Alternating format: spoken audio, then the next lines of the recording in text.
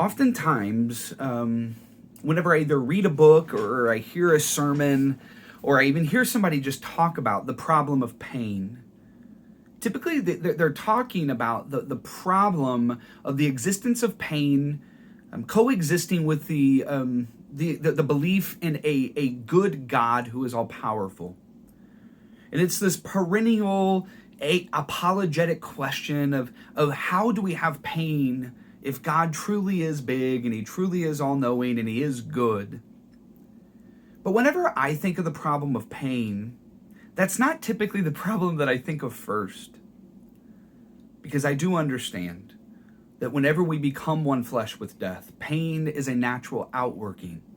And that is what sin is. It is a uniting with death.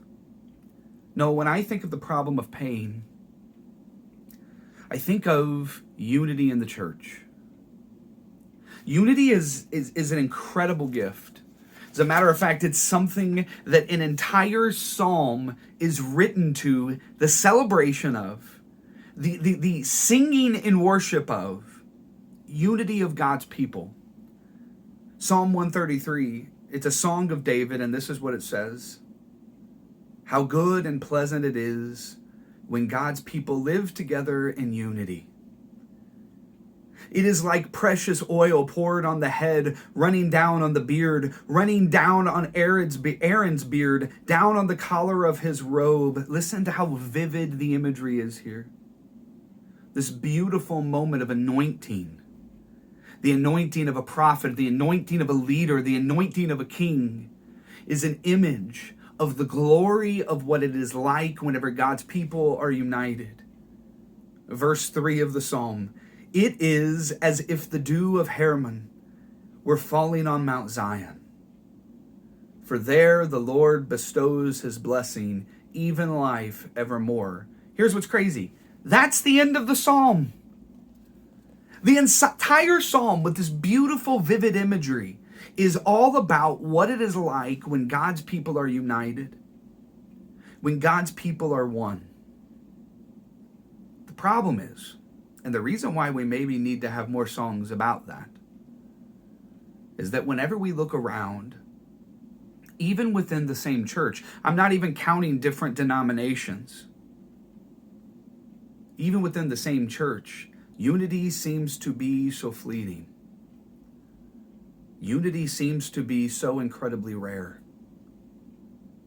And so whenever I read a psalm like that, I have this flush, because I've seen churches unite before. It's usually after around a tragedy. Like when the EF5 tornado wiped out a third of Joplin. All the different denominations that have Baptist or Christian or Catholic or Methodist at the end of their names, they all came together because we had a singular mission to heal our city that was broken. And that was a gorgeous picture. And it's one that has impacted me so much because of so much of the disunity and the strife that exists in the body today. Unity is a rare gift. Unity is something that should cause us to not just pause, but should cause us to sing songs of praise. Yet the problem for unity is pain. It's not just selfishness, it's pain. Because, and here's the heartbeat of what I want to say today, pain inside of a person that is left untransformed is just transferred to another. Our pain, our wounds, if it is not transformed, it is transferred from me to someone else. And this is why James 1:19 gives us a blueprint to unity, but why anger or pain is the center of it all. James 1:19, my dear brothers and sisters, take note of this. Everyone should be quick to listen. Oftentimes, arguments in the home or with friends or in the church or on political stages or on social media, they lack this element.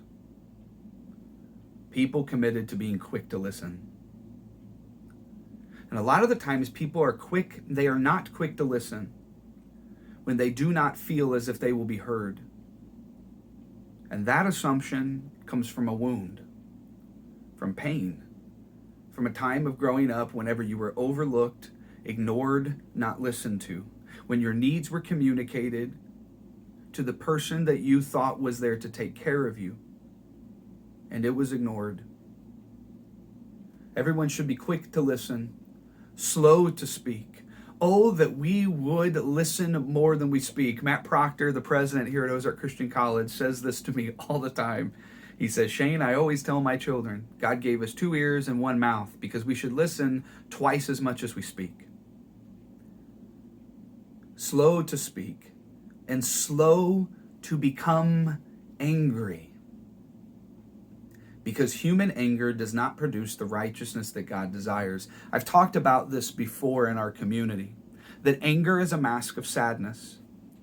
That anger is whenever sadness or a wound matures or is left neglected, to the point where now this pain will be transferred from me to someone else through the bridge of anger. And eventually, over time, our anger matures or it wears out and we move to numbness. And the only way to experience a level of healing is allow the numbness to be woken back up by sadness. And it's in this cycle, though, that you get caught. That until we hand over this pain and actually have the problem of pain healed by the one that chose to be crucified for us, until we do this, unity will not be possible.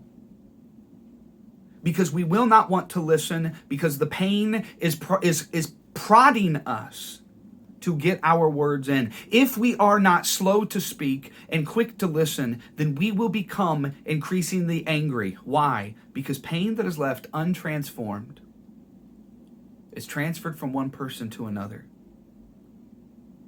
And the only way to break that cycle is to give that pain to Jesus, who takes the pain and does not pass it on to someone else, but transforms it into an empty tomb.